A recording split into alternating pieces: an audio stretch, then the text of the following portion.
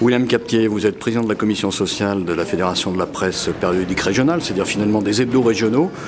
On parle beaucoup aujourd'hui de l'état de la presse écrite. Il vient d'avoir le baromètre de la Croix qui a été rendu, comme chaque année. Comment est-ce que vous sentez, vous, l'état de la presse en général? D'abord de la presse écrite.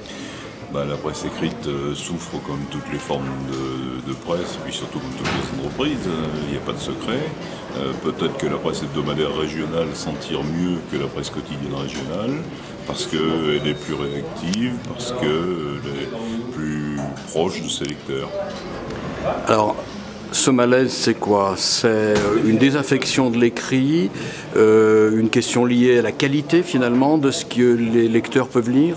Je ne crois pas que ce soit la qualité, je crois que c'est la perte d'habitude de lire. Tout le monde sait très bien que les enfants arrivent maintenant en 6e en ayant peu d'appétence pour la lecture, et encore, c'est un peu euphémisme que de dire ça, puisque certains ne savent même pas lire.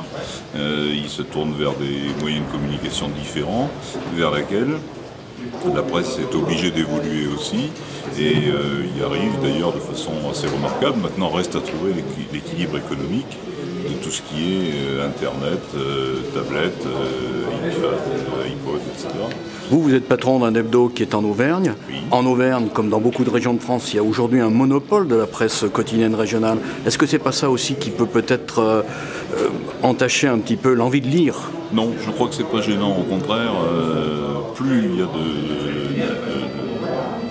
d'émulation, je dirais, entre les titres, et mieux la presse se portera. La presse quotidienne ne fait pas le travail de la presse hebdomadaire. Alors justement, c'était bien ma question. Est-ce que la situation de monopole ne crée pas une perte d'intérêt? Non, je ne crois pas. Bien au contraire. Parce que si la presse quotidienne souffre aujourd'hui plus que la presse hebdomadaire, c'est pourquoi? C'est parce que la presse quotidienne, elle a beau être travaillée dans l'immédiateté, elle ne sera jamais aussi immédiate que Internet ou des médias de cette dimension-là. Alors que le lecteur a besoin quelque part, s'il s'intéresse un peu à la vie et pas simplement à des images furtives ou à des sons qui passent, il a besoin de réflexion. Il n'a pas besoin qu'on lui donne de la réflexion toute prête à mâcher, mais il a besoin qu'on lui donne des repères, des critères, pour qu'il puisse se faire sa propre opinion. Et ça, c'est une chance pour la presse hebdomadaire, parce qu'elle a le recul du temps, elle a encore ce recul d'une semaine pour pouvoir expliquer les choses et donner aux citoyens lecteurs la chance de se forger sa propre opinion. Est-ce que la presse hebdomadaire aujourd'hui se met au multimédia, c'est-à-dire va aussi sur Internet? Oui, bien sûr. Il y a beaucoup d'expériences de titres de presse. Pratiquement la moitié des hebdomadaires en France ont leur site Internet. Pour certains, c'est uniquement un site vitrine dans l'immédiat, c'est-à-dire qu'on y trouve des informations basiques, genre programme de cinéma, services de sécurité, etc.